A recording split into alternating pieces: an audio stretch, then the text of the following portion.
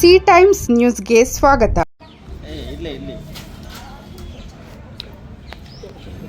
ಸರ್ಕಾರಿ ಟೀಚರ್ ಥಳಿತ, ಕಣ್ಣು ಕಳೆದುಕೊಂಡ ಬಾಲಕ. ಕ್ಷೇತ್ರ ಶಿಕ್ಷಣಾಧಿಕಾರಿಗಳ ಕಚೇರಿ ಮುಂದೆ ನ್ಯಾಯಕ್ಕಾಗಿ ಧರಣಿ ಕೂತ ತಂದೆ ತಾಯಿ. ಚಿಂತಾಮಣಿ. 1ನೇ ತರಗತಿ ವಿದ್ಯಾರ್ಥಿ ಕಣ್ಣು ಕಳೆದುಕೊಂಡು ಹಿನ್ನೆಲೆ ಬಾಲಕನ ತಂದೆ ತಾಯಿ ನ್ಯಾಯಕ್ಕಾಗಿ ಕ್ಷೇತ್ರ ಶಿಕ್ಷಣಾಧಿಕಾರಿಗಳ ಕಚೇರಿ ಮುಂದೆ ಧರಣಿ ಕೂತ ಘಟನೆ ಚಿಂತಾಮಣಿ ನಗರದಲ್ಲಿ ಇಂದು ನಡೆದಿದೆ. ಚಿಂತಾಮಣಿ ತಾಲೂಕಿನ ಮುರಗ್ಮಲ್ಲ ಹೋಬಳಿ ವ್ಯಾಪ್ತಿಯ ಯಗವಕೋಟೆ ಗ್ರಾಮದ ಸರ್ಕಾರಿ ಮಾದರಿ ಹಿರಿಯ ಪ್ರಾಥಮಿಕ ಶಾಲೆಯಲ್ಲಿ ನಟರಾಜ್ ಅಂಜಲಿ ದಂಪತಿಗಳ ಪುತ್ರನಾದ ಯಶವಂತ್ 8 ವರ್ಷದ ಬಾಲಕ 1ನೇ ತರಗತಿಯಲ್ಲಿ ವಿದ್ಯಾಭ್ಯಾಸ ಮಾಡುತ್ತಿದ್ದ ವೇಳೆ ಶಾಲೆಯ ಶಿಕ್ಷಕಿ ಸರಸ್ವತಿ ಕೋಲಿನಿಂದ ಬೇರೆ ಬಾಲಕನಿಗೆ ಹೊಡೆಯಲು ಹೋಗಿ ಯಶವಂತ್ ಕಣ್ಣಿಗೆ ಕೋಲು ಬಿದ್ದ ಕಾರಣ ಬಲಭಾಗದ ಕಣ್ಣು ಹಾನಿಯಾಗಿದೆ. ಕೂಡಲೇ ಪೋಷಕರು ಕಣ್ಣಿನ ಆಸ್ಪತ್ರೆಯಲ್ಲಿ ಚಿಕಿತ್ಸೆ ಕೊಡಿಸುತ್ತಿದ್ದ ಕೊನೆಗೂ ವೈದ್ಯರು ಬಾಲಕನ ಕಣ್ಣು ಕಾಣುವುದಿಲ್ಲ ಎಂದು ದೃಢೀಕರಿಸಿದ ಹಿನ್ನೆಲೆ ಪೋಷಕರು ಶಿಕ್ಷಕಿಯ ವಿರುದ್ಧ ಪೊಲೀಸ್ ಠಾಣೆಗೆ ಕ್ಷೇತ್ರ ಶಿಕ್ಷಣಾಧಿಕಾರಿಗಳಿಗೆ ದೂರು ನೀಡಿದರು. ಯಾವುದೇ ರೀತಿಯ ಕ್ರಮ ಜರುಗಿಸದೇ ಇರುವ ಕಾರಣಕ್ಕೆ ಇಂದು ನ್ಯಾಯಕ್ಕಾಗಿ ಕಣ್ಣು ಕಳೆದುಕೊಂಡ ಬಾಲಕ ಹಾಗೂ ಅವರ ತಂದೆ ತಾಯಿ ಕ್ಷೇತ್ರ ಶಿಕ್ಷಣಾಧಿಕಾರಿಗಳ ಕಚೇರಿ ಮುಂಭಾಗ ಧರಣಿ ಕೂತಿದ್ದಾರೆ. ಶಿಕ್ಷಕಿಯ ಮೇಲೆ ಕ್ರಮ ಜರುಗಿಸುವವರೆಗೂ ನಾವು ಕಾನೂನು ಹೋರಾಟ ಮಾಡುವುದಾಗಿ ಅವರು ತಿಳಿಸಿದರು.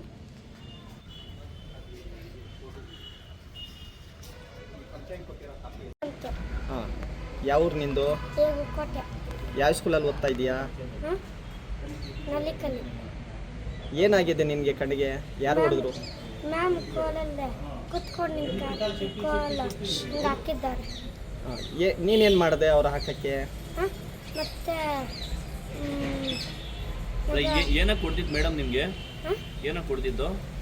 ಯಾರಿಗೂ ಹೋಗಿ ಬಿಸಾಕಿದ್ದ ಹಂಗೆ ಹೊಡೆದಿದ್ದ?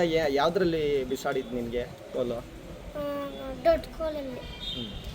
ಬಂದು ಹೊಡೆದಿದ್ದ ಬಿಸಾಡಿದ್ದ ಕೋಲನ್ನ? ಹಿಂಗೆ ಹಾಕಿದ್ದು. ಮೇಡಮ್ ಹೆಸರೇನು? ಸರಸ್ವತಿ ಮಿಸ್. ನೀನು ಎಷ್ಟನೇ ಕ್ಲಾಸ್ ಓದ್ತಾ ಇರೋದು? 2ನೇ ಕ್ಲಾಸ್. 2ನೇ ಕ್ಲಾಸ್. ಈಗ ಹೊಡೆದಿರೋದು ಯಾವಾಗ? ಗುರುವಾರ. ಈಗ ಕಣ್ಣು ಕಾಣಿಸ್ತಾ ಇದೆಯಾ ನಿನಗೆ? ಇಲ್ಲ. ಹಾಂ. ಏನು ಹೇಳಿ ಹಾಸ್ಪಿಟ್ಲ್ಗೆ ಹೋಗಿದ್ದಾ?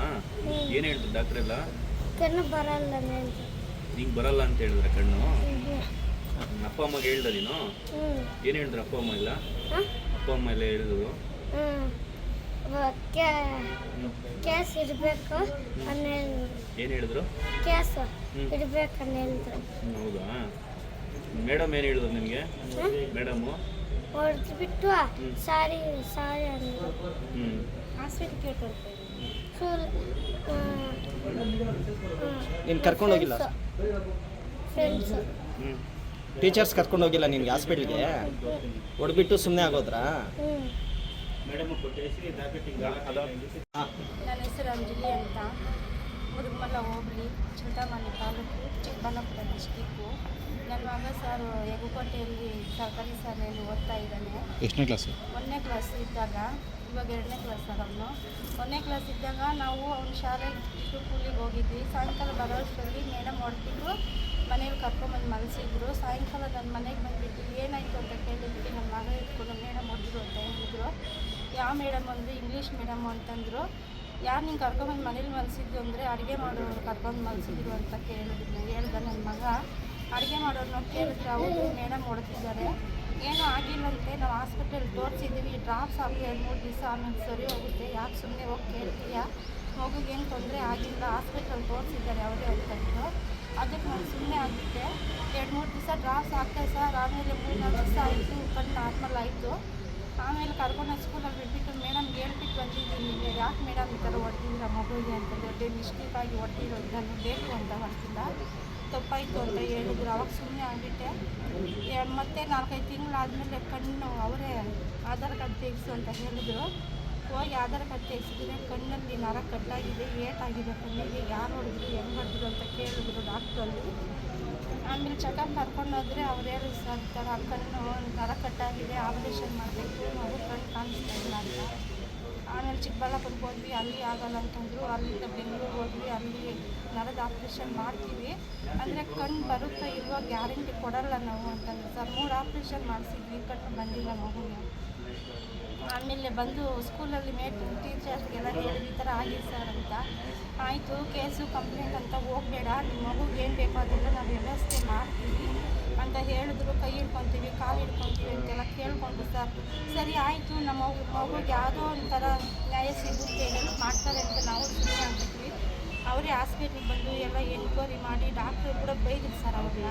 ಏನು ಈ ಥರ ಹೊಡೆದಿದ್ದಾರೆ ಮಗುಗೆ, ಅವ್ರ ಫ್ಯೂಚರ್ ಆಯಿತು, ಮಗು ಪಾಪ ಕಣ್ಣು ಕಾಣಿಸ್ತಾ ಇಲ್ಲ ಅಂತೆಲ್ಲ ಬೈದು ಕಳಿಸಿದ್ರು. ಆಯಿತು, ಆ ಮಗುಗೆ ಏನು ಬೇಕೋ ಎಲ್ಲ ನಾವು ವ್ಯವಸ್ಥೆ ಮಾಡ್ತೀವಿ, ಕೇಸು ಕಂಪ್ಲೇಂಟ್ ಅಂತ ಹೋಗಬೇಡಿ, ನಮಗೆ ಸ್ಕೂಲಲ್ಲಿ ಮರ್ಯಾದೆ ಇರೋದಿಲ್ಲ, ಟೀಚರ್ಸ್ಗೆ ಮರ್ಯಾದೆ ಹೋಗುತ್ತೆ ಅಲ್ಲಿ ಇಲ್ಲಿ ಅಂತ ಕೈ ಕಾಲನ್ನು ಹಿಡ್ಕೊಂಡು ಸರ್. ಆಮೇಲೆ ಆಪ್ರೇಷನ್ ಎಲ್ಲ ಮಾಡಿಸಿದ್ವಿ. 3 ತಿಂಗಳು ನೋಡೋಣ ಕಾದು, ಕಣ್ಣು ಬಂದರೂ ಬರ್ಬೋದು, ಇಲ್ಲಾಂದರೂ 3 ತಿಂಗಳು ಕಾದು ನೋಡಿದ್ವಿ. ಮತ್ತು ಚೆಕಪ್ ಕರ್ಕೊಂಡೋದ್ರೆ ಇಲ್ಲ ಕಣ್ಣು ಬರ್ತಾಯಿಲ್ಲ ಅಂತಂದರು. ಮತ್ತು ಬಂದು ಟೀಚರ್ಸ್ನೆಲ್ಲ ಕೇಳಿದ್ರೆ ನಮ್ಗೆ ಗೊತ್ತಿಲ್ಲ, ನಿಮ್ಮ ಇಷ್ಟ, ನೀವೇನಾದರೂ ಮಾಡಿಕೊಳ್ಳಿ, ನಾವೇ ಹೊಡೆದಿದ್ದೀವಿ ಅಂತ ಏನು ಸಾಕ್ಷಿ ಇದೆ ನಿಮ್ಮ ಹತ್ರ, ಯಾಕೆ ನಾವು ಹಿಂದೆ ಬಿಟ್ಟಿದ್ದೀರಾ, ನೀವು ಸಾಕ್ಷಿ ಏನಿದೆ ತೊಗೊಂಡ್ಬನ್ನಿ ಅಂತಾರೆ. ಮಗು ಸಾಕ್ಷಿ ಹೇಳುತ್ತೆ ಅಂದರೆ ಮಗು ಸಾಕ್ಷಿ ಯಾರು ಬೇಕು, ನೀವು ಹೇಳ್ಕೊಟ್ಟಿರ್ತೀರಾ ಅಂತ ಹಂಗೆಲ್ಲ ನಮ್ಮ ಮೇಲೇ ಉಲ್ಟಾ ಮಾಡ್ತಾಯಿದ್ದಾರೆ ಸರ್.